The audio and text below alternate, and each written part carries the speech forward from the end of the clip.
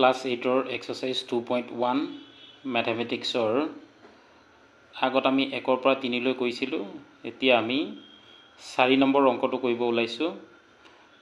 এইটো হৈছে অংকটো z আছে, zৰ মান উলিয়াব লাগিব, লগতে সত্যাপন কৰিব লাগিব। এতিয়া আমি সলিউশন কৰিছোঁ। প্ৰশ্নটো আকৌ এবাৰ পাতি ল'লোঁ। 4z + 3 = 6 + 2z। ইয়াত যেহেতু আমাৰ z আছে, গতিকে z দুটা এক লগ কৰিব লাগিব। ইয়াত আছে 4z, এইপিনে আছে 2z। ইয়াত 4zটো ইয়াত বহাই দিলোঁ। সমান চিহ্ন এইপিনে আছিল প্লাছৰ, সিপিনে গুচি আহিলে, বাওঁপিনে গুচি আহিলে এইটো হৈ যাব মাইনাছৰ 2z। সমান চিহ্ন বহি গ'ল। ইয়াত 6 আছিল, 6 বহি গ'ল। তো যোগৰ আছিল, সমান চিহ্ন সিপিনে গুচি গ'লে মাইনাছৰ 3 হৈ যাব। এতিয়া 4zৰ পৰা 2z গুচি গ'লে, 4টাৰ পৰা 2টা গুচি গ'লে আমাৰ থাকি যাব 2z। 6ৰ পৰা 3 গ'লে থাকি গ'ল 3। এতিয়া zৰ লগতে আছে, এইটো গতিকে এইটো পূৰণ হৈ আছে। সিপিনে গুচি গ'লে সমান চিহ্নৰ পূৰণ থাকিলে, সিপিনে গুচি গ'লে হৰণ হয়। হৰণ মানে 3 তলত বহি যাব। আমি এতিয়া zৰ মানটো পাই গ'লোঁ। নাও আমি এতিয়া প্ৰশ্নটো পাতি তাক সত্যাপন কৰিব লাগিব। 4z + 3 = 6 + 2z। এতিয়া আমি zৰ ঠাইত বহাব লাগিব। যিহেতুকে zৰ মানটো আমি 3/2 পাইছোঁ, গতিকে zৰ ঠাইত আমি 3/2 বহাব লাগিব। 4 × zৰ ঠাইত আমাৰ বহাব লাগিব 3/2 + 3 বহি গ'ল, 6 আছে 6 বহি গ'ল, 2 আছে 2 বহি গৈছে পূৰণ। zৰ ঠাইত আমি বহাই দিম 3/2। 3/2। এতিয়া আমাৰ এইটো কাটা কুটা যাব। এইটো 2 এবাৰ গ'ল, এইটো দুবাৰ। ইয়াত তেনেকৈ এইটো এবাৰ গুচি গ'ল।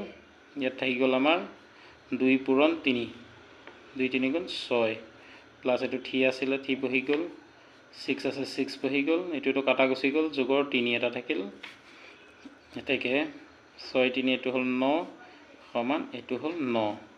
এতিয়া বাওঁপক্ষ সোঁপক্ষ সমান হৈ গ'ল, গতিকে আমাৰ প্ৰুভ হৈ গৈছে অংকটো। আমাৰ 5 নম্বৰটো আছে 2x - 1 = 14 - x।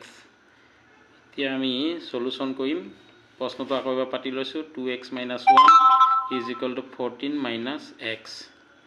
একেই হ'ব অংকটো। আমাৰ ইয়াত আছে x আছে, ইয়াতো x আছে। আমি x কেইটা এক সাইড কৰি দিম, বাওঁপক্ষ পিনে আনি ল'ম আমি। এইটো বিয়োগৰ আছিল, এইপিনে আহিলে যোগৰ হ'ব। সমান চিহ্নৰ পিছত 14 আছিল বহি গ'ল। সমান চিহ্ন বাওঁপিনে -1 আছে, এইটো সিপিনে গুচি গ'লে হ'ব প্লাছৰ। এতিয়া দুটা x আৰু এটা x চব মিলি হৈ গ'ল 28x। এতিয়া 14 একে যোগ কৰিলে হৈ যাব 15। 3xটো xৰ লগত 3টো পূৰণ আছিল, সিপিনে গুচি গ'লে হৰণ হ'ব। হৰণ মানে তললৈ গুচি যাব। এতিয়া 3টোক 5 বাৰ গুচি গ'ল, গতিকে xৰ মানটো আমি পাই গ'লোঁ 5। এতিয়া আমি কি কৰিব লাগিব? সত্যাপন কৰিব লাগিব। প্ৰশ্নটো আকৌ এবাৰ পাতি লৈছোঁ। 2x - 1 আছিলে সমান 14 - x। এতিয়া আমি xৰ জেগাত 5 বহাব লাগিব। 2 এইটো x আছিল, xৰ জেগাত 5 বহি গ'ল, -1 তো 14 আছে বহি গ'ল, -xৰ জেগাত বহিব 5, যিহেতু xৰ মানটো আমি 5 পাইছিলোঁ। এতিয়া এইটো 5 2 × 10 হ'ব, -1 14ৰ পৰা 5 গুচি গ'লে ইয়াত থাকি গ'ল 9, 10ৰ পৰা 1 গ'লে এইটো 9 = 9। এতিয়া বাওঁপক্ষ সোঁপক্ষ সমান হৈ গৈছে, গতিকে প্ৰুভ অংকটো সত্যাপন হৈ গৈছে। 6 নম্বৰ অংকটো আছে 8x + 4 = 3 × x - 1 + 7। প্ৰশ্নটো পাতি লৈছোঁ। 3 × x - 1 + 7। এই অংকটো একেই। আমি xৰ মানটো প্ৰথমে উলিয়াই ল'ব লাগিব। এইটো 8x আছে, 4 আছে, এইটোতো পূৰণ কৰিব লাগিব। 3x হ'ল, বিয়োগ আছে বিয়োগ বহি গ'ল, 3 × 3 + 7, এইটো আমি পূৰণ কৰি লৈছোঁ। 3xক পূৰণ কৰিলে 3x হ'ল, মাইনাছ আছিল মাইনাছ হ'ল, 3 × 3 হৈ গৈছে। এতিয়া আমি xটো এইপিনে গুচি আহিব, 8x এইটো প্লাছৰ আছিল, ইপিনে গুচি আহিলে মাইনাছৰ হৈ যাব, এইটো যোগৰ আছিল, এইখিনি পাতি লওঁ বাৰু, -3 + 7 যোগৰ আছিল, সিপিনে গুচি গ'লে মাইনাছৰ হৈ যাব। এতিয়া 8xৰ পৰা 3x গুচি গ'লে আমাৰ থাকিব 5x, মাইনাছৰ আছে 3, মাইনাছৰ আছে 7, এইটোত মাইনাছৰ 3টা, মাইনাছৰ 4টা, চব মিলি মাইনাছৰ হ'ল 7 আৰু প্লাছৰ 7 আছে। এতিয়া 5x = এটা মাইনাছৰ এটা প্লাছৰ, 7ৰ 7 গ'ল, থাকিল 0। ইয়াৰ পিছত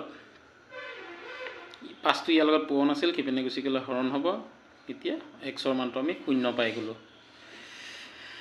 এতিয়া আমি এইটো সত্যাপন কৰিব লাগিব। প্ৰশ্নটো পাতি লৈছোঁ, 8x আছিলে, এইটো 8x + 4 = 3 × x - 1 + 7। ইয়াত এতিয়া আমি xৰ জেগাত আমি 0 বহাব লাগিব, যিহেতুকে 0 পাইছোঁ xৰ জেগাত। 8 × 0 + 4, 3 বহি গ'ল। এইটো xৰ জেগাত আমাৰ বহিব 0 - 1 + 7। এইটোতো পূৰণ কৰিলে 8ৰ লগত 0 পূৰণ কৰিলে 0 হৈ গ'ল, +4।